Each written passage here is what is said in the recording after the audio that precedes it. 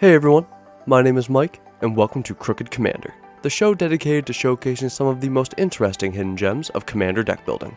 The goal is not to showcase the quote-unquote best deck lists, but rather those that go off the beaten path to achieve something unique.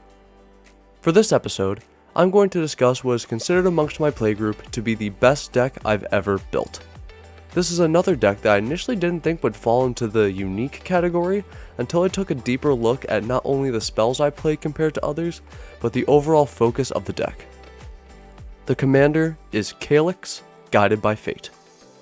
Calix costs 1 generic, 1 green, and 1 white mana for a 2/2 legendary human druid. His first ability, named Constellation, says whenever Calix or another enchantment enters the battlefield under your control, put a +1/+1 counter on target creature. His second ability says whenever he or an enchanted creature you control deals damage to a permanent or player, you may create a token that's a copy of a non-legendary enchantment you control. Do this only once each turn. I'll be honest, I never noticed that last line until I started writing the script. That's probably because the way I run this deck wouldn't have the ability to trigger more than once per turn anyway. There are two things I would like to address before getting into it. The first being that the typical meta choice for Selesnya enchantments is Sithis Harvest Hand. It is not hard to see why.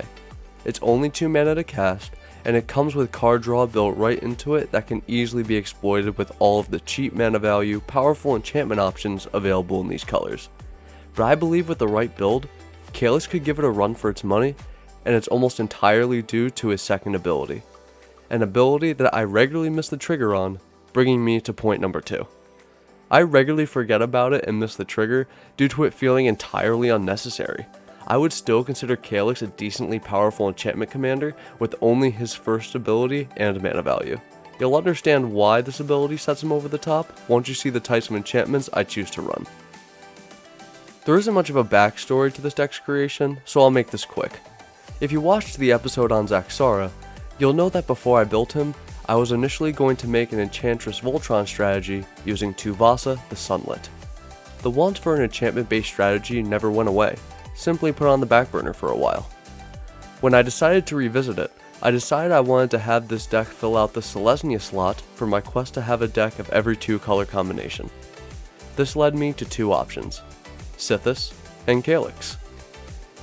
Many people heavily recommended Sithis due to it being the meta, and if you know me, my deck building style, or the general theme of this show, then you'll know that I'm allergic to the meta, and I immediately got the feeling that Calix could be even more exploitable.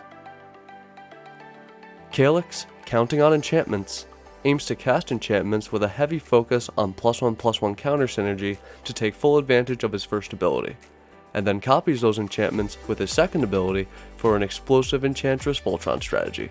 Here's how I do it. The first thing I'll point out about my build is that I scoured MTG Gatherer for every enchantment option in my colors that had a mana value of 6 or less. I felt passionate about making sure I wouldn't miss a single option that I'd potentially want to run, so I ended up parsing through almost 1,400 enchantments. In the end, I was able to construct a deck with only 4 non-enchantment spells to maximize on the enchantment synergy as much as possible.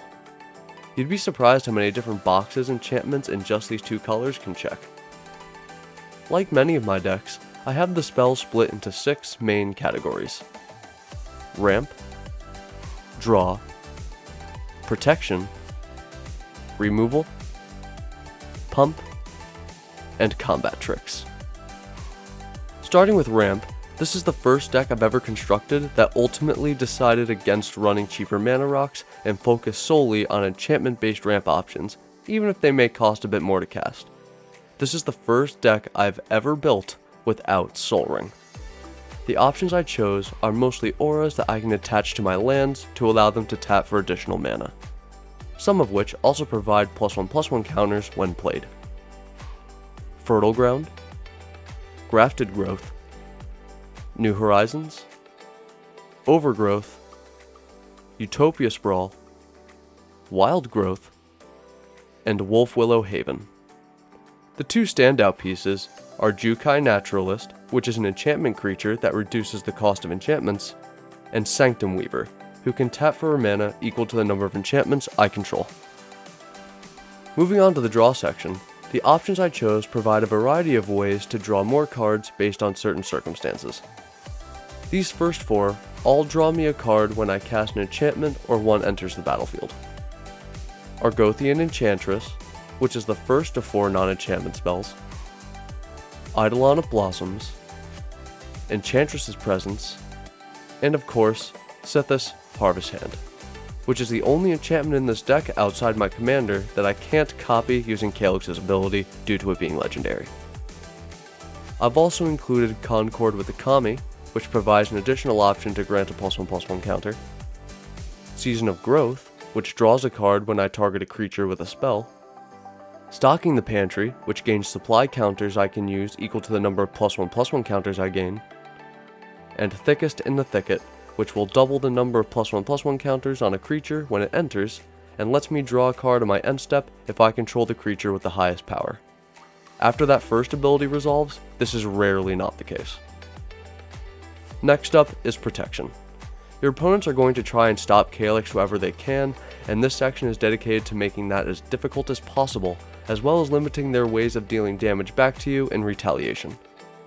I've included Alpha Authority, Asceticism, and Canopy Cover as ways to grant Calix hexproof, with Canopy Cover also making Calix harder to block. Which leads into these next few cards. Holy Mantle, Spirit Mantle, and Unquestionable Authority, which all give Calix protection from creatures, essentially making him unblockable. Ghostly Prison and Sphere of Safety are also great additions, forcing your opponents to pay mana per creature to swing at you. These are some of the most valuable cards to copy with Calix's second ability, and it's fun watching your opponent's jaws drop as they realize they need a ton of mana just to deal combat damage to you. The last piece is Gift of Immortality, which brings both Calix and itself back if Calix would be destroyed. Next is Removal. I have cut this section down by several pieces over time, simply to feeling like it was a bit too mean with everything else this deck does, but still wanted a way to deal with the occasional creature Calix can't get past. Most of these are enchantments that turn a creature into something else entirely with none of their original abilities. Darksteel Mutation, Kenrith's Transformation, Lignify, Reprobation, and Trickster's Elk. I've also included Buried in the Garden, which enchants a land you control, letting it tap for more mana, and removing a permanent until it leaves, and Grasp of Fate, which lets you remove something from each opponent. The best part about these spells is that once you have one, you can continue to copy it with Calix's second ability to remove even more of your opponent's permanents. Now let's talk about the pump section. This is where I've included most of the +1/+1 counter synergy in the deck. However, I'm going to start with the enchantments that provide additional power and toughness based on the number of enchantments controlled. All That Glitters, Ancestral Mask, Ethereal Armor, Idolized, Strength of the Harvest, and Strongback. Next are the spells that grant additional +1/+1 counters.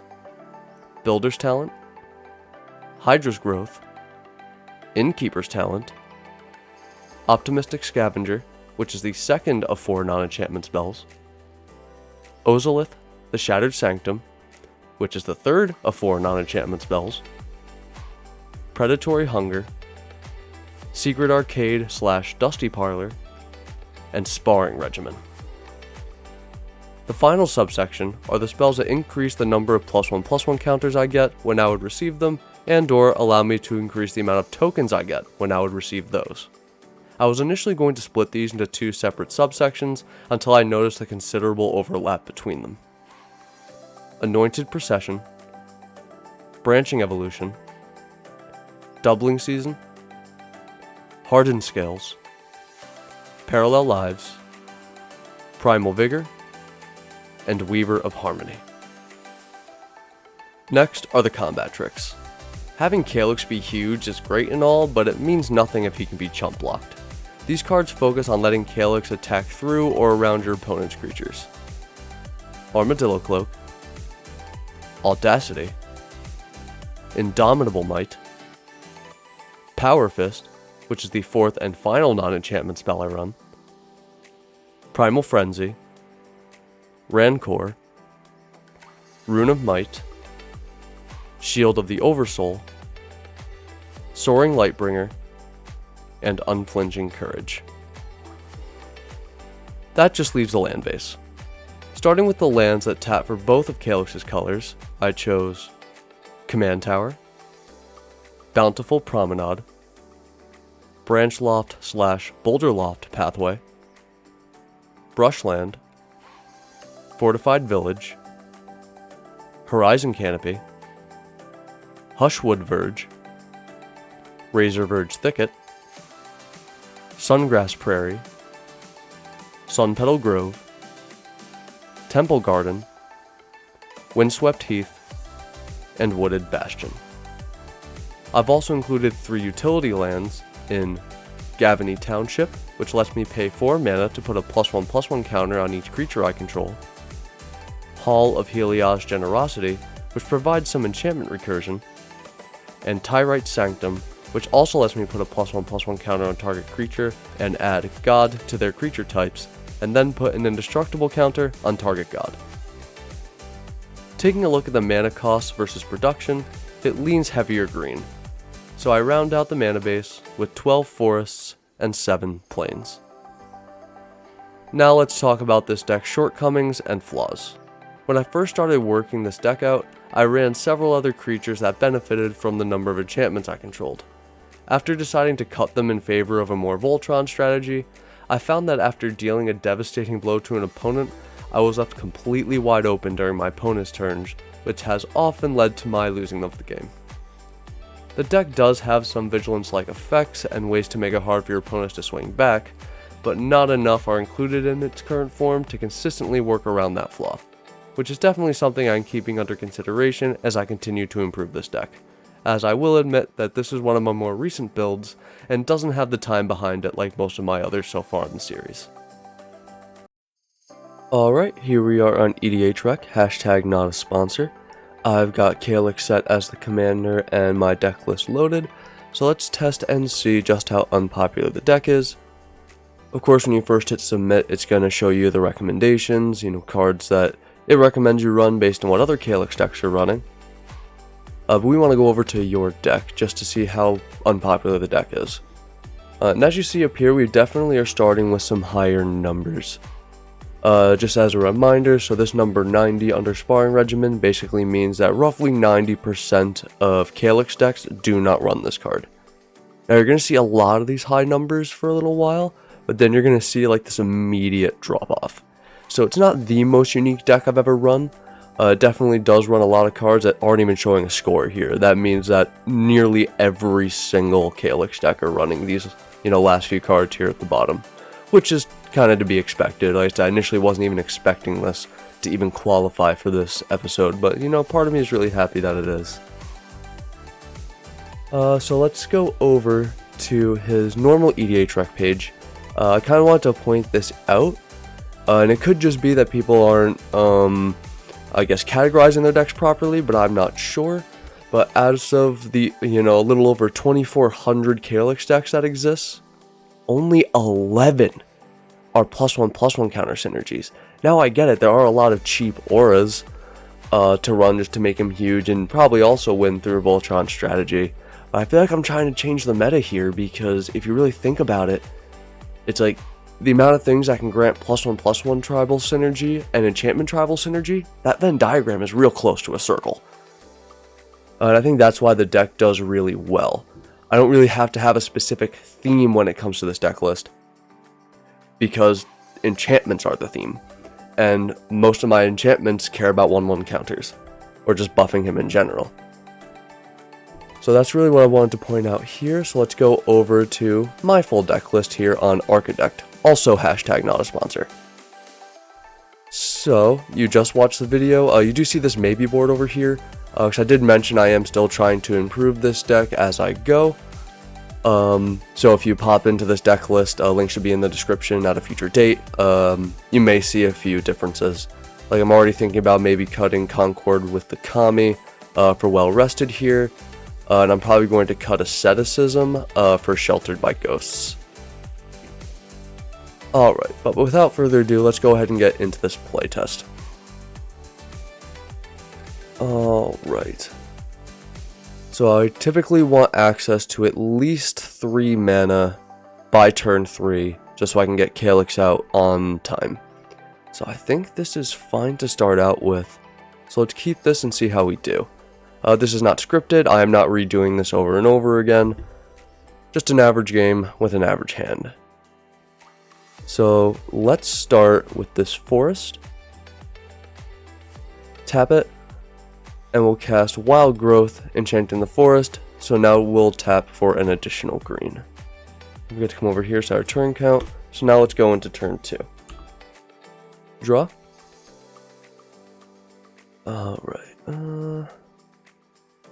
I might have to come and tap at some point. We're going to play the Sun Petal Grove. It will enter untapped because we do in fact control this forest.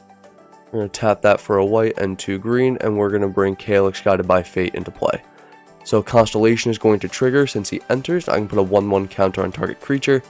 I always put that 1/1 counter on him. So he essentially comes in as a 3/3 for 3. That's all we can do for this turn. So let's proceed to turn 3. Draw. Alright, so this fortified village is going to come in tapped because we do not have a forest or plains currently in our hand. So with 3 mana, we have a choice to make. This is actually interesting. All of these have merit. I could play Sparring Regimen. I could play Ozolith. I actually think right now it might be better to tap these for Ozolith first. So it's not going to trigger his ability to get another 1/1 counter, but on future turns he's now going to get additional 1/1 counters because of it. So then we will, I guess, just take this turn here on turn 3 to swing for 3, bring our opponents down to 37, 3 commander damage, and then we will proceed to turn 4. Untap, draw. Ooh, that's fun.